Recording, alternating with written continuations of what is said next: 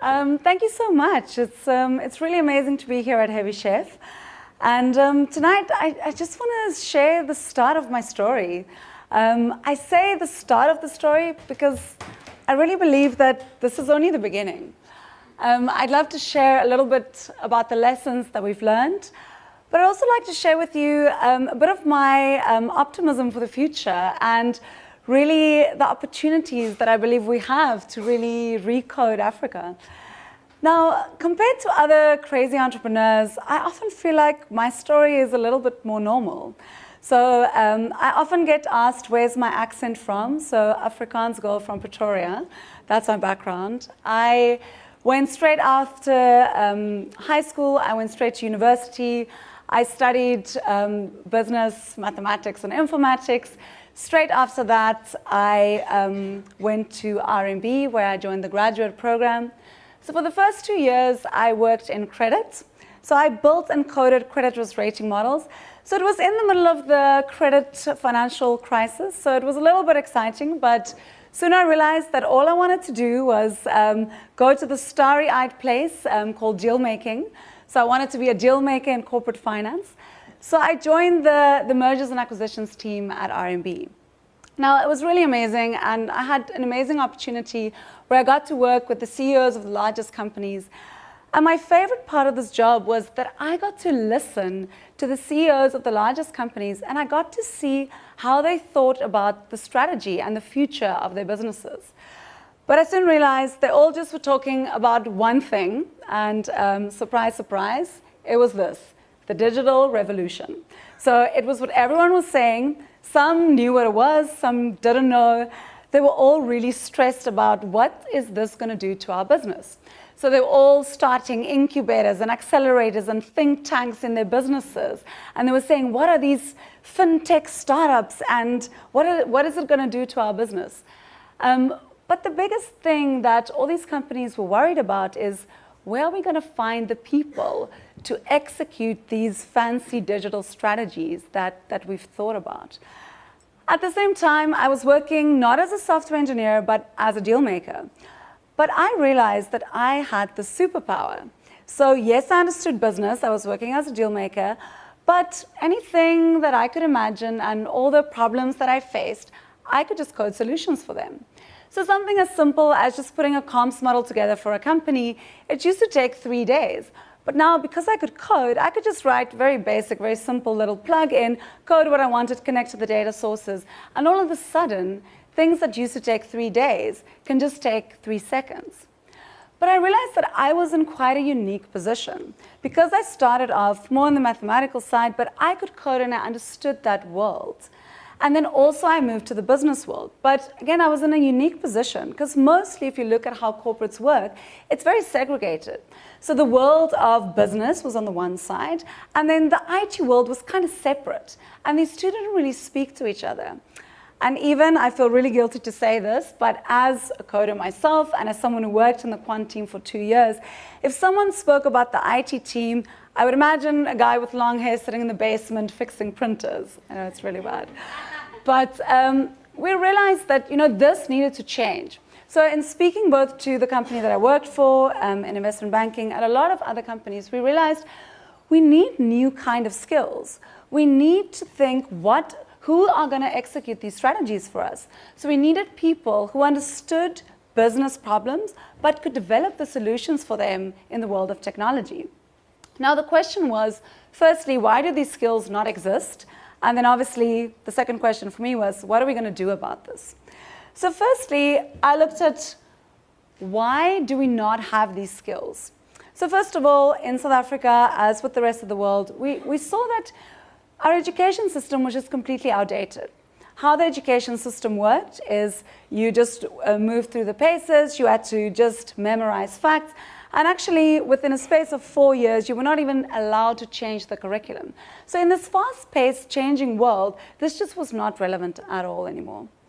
The second was the desperate lack of skills. So this is a problem globally, but in South Africa, this problem is massive.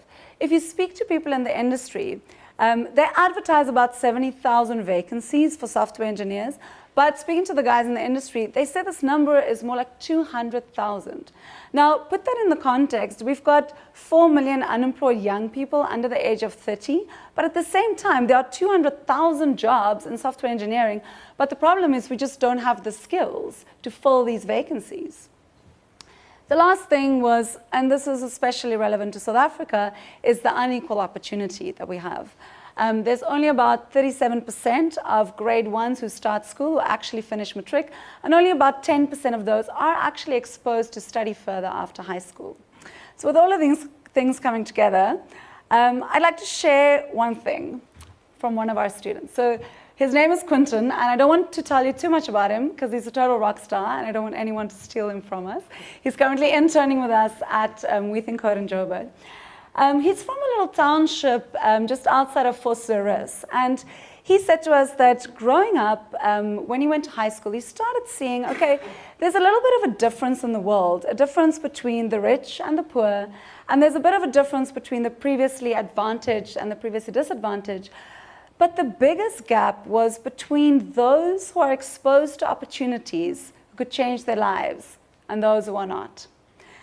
And it's exactly this vision of unlocking African youth human potential that brought myself and my co-founder Camille together to start WeThinkCode. Now, as any good story starts, obviously we were drinking wine till 3 o'clock in the morning. As I mentioned, I was working in investment banking at the time. We met just over 3.5 years ago. And Camille was at the time, she's French, and she was working in London at a foundation. And she told me about this incredible school started in Paris called 42. And we knew nothing about starting a business, never mind starting a coding university. But we just decided we've got to do this. As I mentioned, wine till 3 o'clock in the morning was definitely playing a role. This was day one of WeThinkCode. We started in January 2016 with 120 students in Johannesburg. We look very excited and happy on this photo, but I'll tell you that very first day when we started, I was thinking to myself, what are we doing? We know nothing about starting a university, and I could tell you so many stories, but one of them is that the CCOM cables were literally down between France and South Africa, and a lot of our computers just didn't work. On the first day, all these new bright-eyed students arrived, and only 12 of our computers worked. So quickly we had to come up with something, and we created this challenge for them, like an amazing race, where the first challenge was figure out which computers worked. We thought that was very smart on our part. But actually, it turned out that this exercise was so awesome and got the students to bond that we reenacted it in all the boot camps afterwards. But so this was the first day. We started in Joburg with 120 students. And in the next year, we scaled. We welcomed another 200 students. It's now 2018, and we've just opened in Cape Town. For those of you who haven't been to our campus, we're literally across the road in this awesome city. And this year, we'll be welcoming over 300 students. So it's a total of 600 students in just over 2 years. Now, to put this number into perspective, before WeThinkCode existed, there were only 300 students in software engineering coming into the market every year. So in 2018, we're quite literally doubling the software engineering market, something we're quite proud of. Now, we're still new on our journey. We still have so much to learn. But I'd like to share one main thing with you that I believe really played a big role in our success to date. I think part of it is because neither Camille or I knew anything about this wonderful world of starting a business. But we really started out and we thought, okay, we need to ask for help. We need to ask people, what is the most important thing that we need to look at? And what everyone was saying to us is start with why. Start with who you are. Understand exactly what is your purpose, what is your vision, what is your values, and what is your why. So we did this quite early on, and we started off with these key principles. And I'm sharing this with you because I really believe it's important to know who you are. Knowing exactly what our principles are also made it very easy for us to say no to certain opportunities. And it also played a big role in making the right decisions and ensuring that we are aligned with our vision. But I'd also like to share these principles with you because even though WeThinkCode started with a very strong social mission, we wanted to remove barriers to entry. We wanted to enable free education. But we actually realized that following these key principles actually resulted in quite an incredible business model. So the first one is absolutely democratizing access. So we're all about finding the top 1% of talent, but we're really focused on removing the barriers to entry and making it open and accessible to anyone who's born to code. I'll go a little bit deeper into each one. The second one is we completely revolutionized the way that we looked at any education models.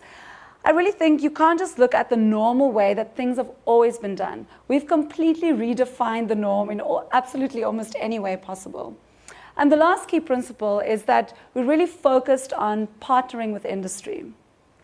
So let's go a little bit deeper into each one of these. So the first one, democratizing education. So what does this actually mean? So we started and we said, okay, let's just remove any barriers to entry. So firstly, students do not even require matric. It's completely free to all students. So we have online games that you play. If you pass the online games, also we're leveraging technology in order to make it more accessible. We've partnered with amazing partners on the ground, such as Harambee, so that we make sure that we actually get the word out there into the communities. And then the result of this is that over the last 3 years, we've had over 100,000 applications. These are our online applications. When you pass our games, you get to come to bootcamp. So bootcamp is the second step of our application process. To date, we've had 1,700 students that's gone through bootcamp. It's a 4-week process where you start coding in C. This is pretty hardcore. Every single day, 7 days in a row, not one day off, Saturdays, Sundays included.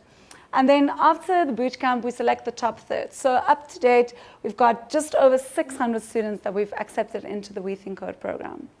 Now, again, we started off by saying we want to remove the barriers to entry, and we want to make it accessible to anyone who was born. And if you believe the assumption that we believe that aptitude and talent is equally distributed, but what is not is opportunity. But what we've realized, in our first year, we did a study with our students, and we asked them, if it was not for WeThinkCode, would you have the ability to study anywhere else? 89% of our students told us no.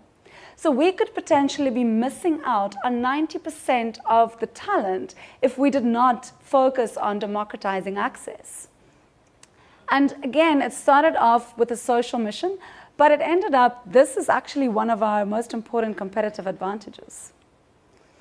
So then the second part is completely thinking about the way we do things in a different way. So I really like what Peter Thiel says in his book, 0 to 1. So he says, today's best practices lead to dead ends. The best paths are new and untried. Now, definitely with WeThinkCode, we followed only new and untried paths. So firstly, we decided, as I mentioned, it's completely free to students. So we took the normal education model and just completely turned it on its head. Now, you can imagine what all my ex-investment banking friends said when I said, no, we're going to make this free education.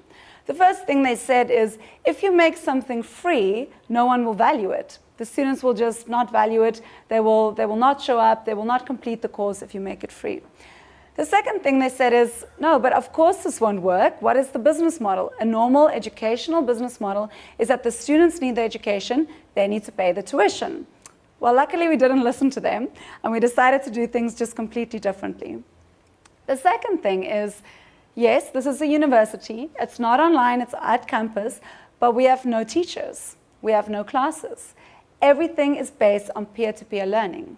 And once again, we did partner with the school in France, and we learned a lot of the methodology from them. But we started off by doing this because we really believed this is the skills for the future. We really believe that the things that you need to learn today is you need to learn how to learn. You need to learn, how do I solve problems using technology and coding as the tool? You don't just need to learn to code. You need to learn to think code. And what that also does is it teaches the students to actually communicate, because there's peer-to-peer corrections. But once again, by following this completely new and different model, we realized hang on, this is actually quite a good business model, because now it's low cost and it's extremely scalable because we've taken away this capital-intensive asset, which is the teachers.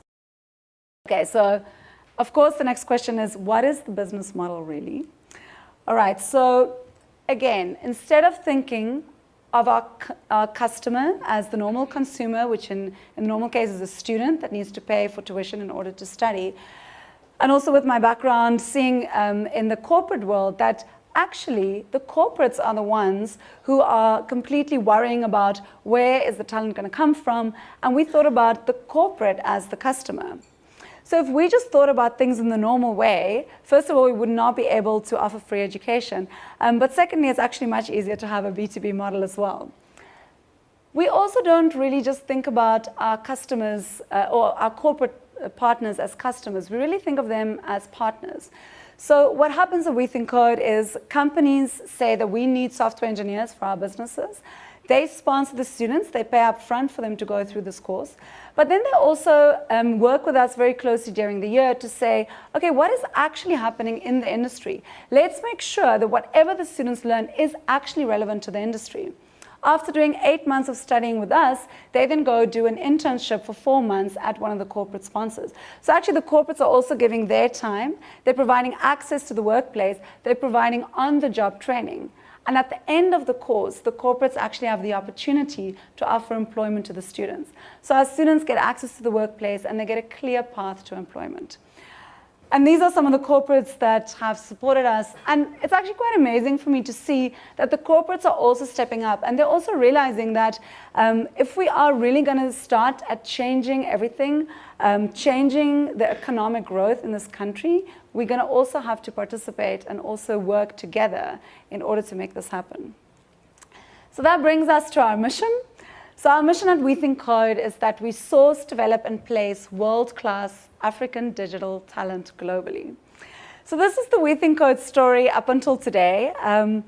It's been quite a success. We've been scaling quite quickly, but we still have so much to learn. We need to continuously focus on maintaining the highest quality, on building the skills pipeline. But even though scaling a business is quite scary and has a lot of challenges, clearly we're not scared of that. So I'd like to share with you our brand new, big, hairy, audacious goal. By 2024, WeThinkCode will have 5 campuses in 3 African countries. So clearly we're not scared of dreaming big and scaling and moving forward. So then I'd like to kind of end with just a bit of my views. I'm really optimistic about not only the city, but also this country and also this continent. We have incredible talent here. We've got a lot of opportunities. If I just think of the creativity, the innovation, and if we just look at the diversity that we have just in South Africa alone. Also, I believe that in South Africa we have this incredible resilience, and we face the real challenges here. We understand the real challenges. So if we can combine this creative spirit also with the high-tech skills, I'm really excited to see what we can do here. And I think we need to really start thinking about creating a new industry. We can build a really incredible tech industry here. And we need to really start thinking on how are we going to stimulate economic growth. Earlier this year, I was at the Design Indaba, and one of the speakers were speaking about Afrofuturism.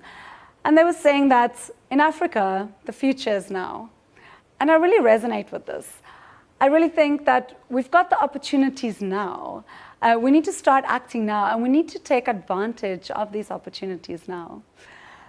I'd like to challenge you. I hope that sharing a little bit of our thinking of how can you democratize access, whether it's in your business or in your industry, how can you completely redefine the norm in whichever business you are in? And how can you create sustainable partnerships that we all just don't work in silos, but that we start working together? And then I guess to just end off, during these last 3 years of entering this crazy world of entrepreneurship, I also realized that I really love starting businesses, especially ones who are completely crazy and seem completely impossible to do. So with WeThinkCode, we started thinking about how do we completely think differently about learning. And I'm also very excited, and I've decided to start a new venture as well. And in this case, bringing again together my passion and my purpose, thinking about how can we completely think differently about the way that we innovate and create, and about the way that we work. And I don't want to say too much, but I just want to leave you with this thought.